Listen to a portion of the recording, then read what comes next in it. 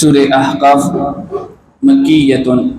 دا سورة احقاف دے فمکہ مکرمہ کی نازل شوی دے وہی 35 آیتا پدی کے 15 آیاتون دی و4 رکوعات وصلور پکی رکوعانی دی اعوذ باللہ من الشیطان الرجیم بسم اللہ الرحمن الرحیم حامين تنزيل الكتاب من الله العزيز الحكيم ما خلقنا السماوات والأرض وما بينهما إلا بالحق وأجل مسمى والذين كفروا عما أنذروا معرضون صدق الله العظيم. سورة احقاف آیت نمبر 1 اول رکو شپږشتم سپارہ صفحه نمبر 2. الله دې زموږ استاد دا 15 سپارہ په خپل دربار کې قبول او منظور کړي او الله دې دا شپږشتم سپارہ په صحیح طریقې سره اول ماته او بیا پتا سو ته الله تعالی د پوهه توفیق را نصیب کړي. د دې سورۃ نوم دې سورۃ احقاف. احقاف چې کوم دی دا د حقف جمع ده اور حقف ویل کیږي ریت کې ټھیلے کو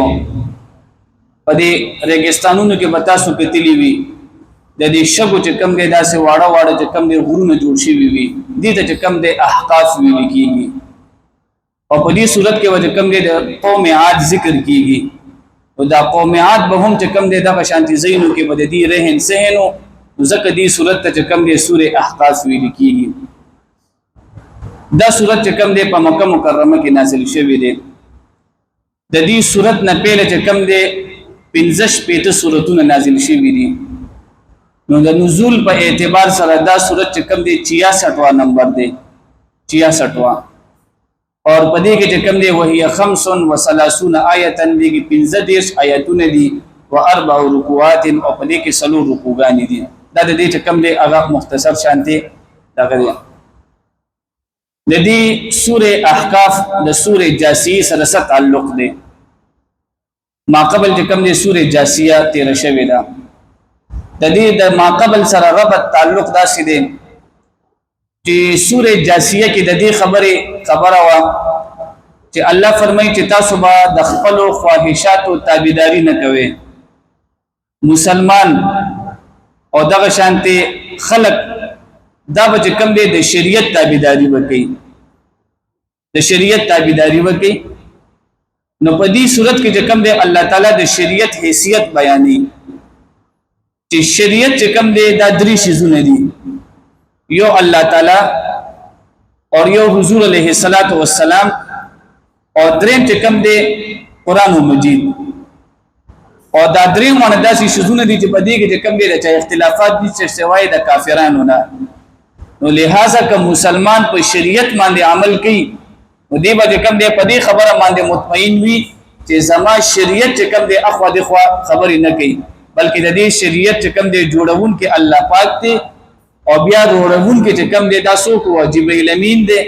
او بیا نبی صلی الله علیه وسلم زموږ لپاره معلم حیثیت دی هغه نه چې کم دی مونږ ته دا قران او دا دین راغلی دی.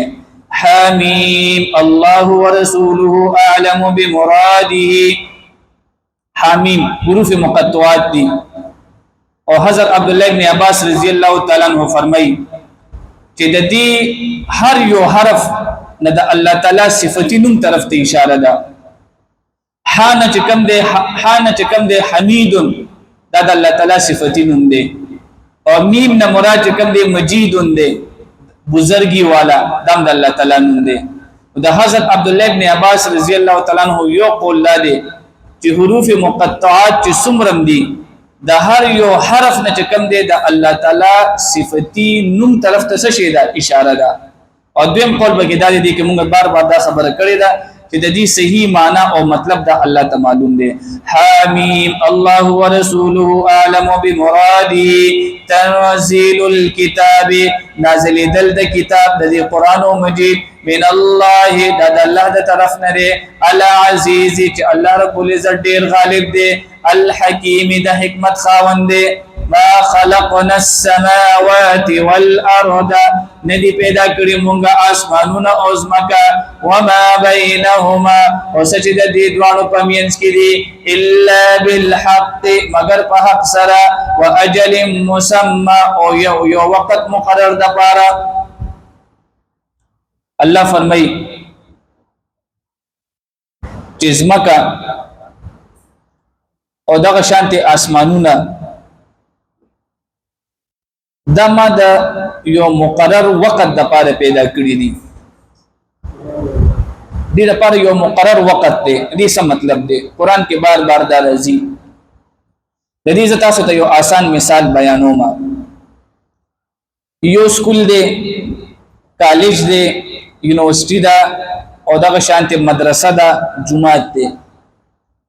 مونږ په سکول کې چې کوم دی ماشوم کینو نو دا ماشوم چې کوم دی دا سکول دا بلډینګ د یو مقصد د لپاره جوړ شوی دی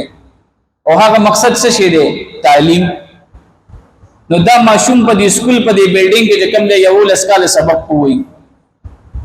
د هغه نه پس دی بیا لاړ شي کالج ته د هغه نه پس دی لاړ شي یونیورسيټي ته چې کله دی ماستر وکي شپاړسم وکي نو بیا چې کوم دی هغه د بلډینګ نه روزي نو دا بلډینګ چې کوم دی د یو مقصد د لپاره جوړ شوی دی چې هغه څه شی دی تعلیم دا چې کوم دی جماعت دا مدرسه دا بلډینګ چې کوم دی د یو مقصد د لپاره جوړ شوی دی یو طالب علم دی هغه کې اتکاله سبق کوي بیا د مدرسې نه روزي نو دا چې کوم دی زمکه د اسمان دی نو الله تعالی دا مخلوقات د یو مقصد د لپاره پیدا کړی دي او هغه مقصد دا دی چې انسان بد د اسمکه د پاسه عقیده به صحیح ساتي الله پاک به صحیح پیژني پیغمبر به صحیح پیژني او دغه شانته قران مجید به صحیح پیژني دغه درې خبرې دي او د دې نه پس کم دی په انسان چې کم دی وخت مقرر شي او د باندې مرګ راشي د دنیا نه لاړ شي نو دا چې کم دی الله بار بار وایي چې د اسمکه او اسمان دا ما د یو مقرر وخت د پاره پیدا کړی دي او مقرر وخت څه شي دی دا انسان په دې کې راشي په دې کې چې کم دی عزت کړو کی او بیا انسان د دې نه سو کیا لاړ شي او یو ځل بداسم راشي چې د اسمکه او اسمانونه په دې باندې قیامت راشي دا به ختم شي دلته الله چې کوم دی د زمکه او د اسمان مقصد بیانې ما خلقنا السماوات والارض او ندی پیدا کړی مونږه اسمانونه والارض او زمکه وما بينهما او سجد دي دوانو پمینس کې دي الا بالحق مگر په حق سره واجل مسمى او د یو وخت مقرر ده پاره والذین كفروا او کوم خلق منکران دي عما لها غسنا انذروا چې دیتنا یو لشي معرضون مخړون کړي د کافرانو عادت الله بیانې د کم شیزونه نه چې کم دي د کافران چې پیغمبر یری تاسو الله نه منه الله به باندې عذاب راولي تاسو قیامت نه منه قیامت شته دي نو د کم شیزونه نه چې د کافران الله تعالی یری نو معرضون نو دا کافران څه کوي دا غي نه هم مخ اړیا واخر دعوانا الحمد لله رب العالمين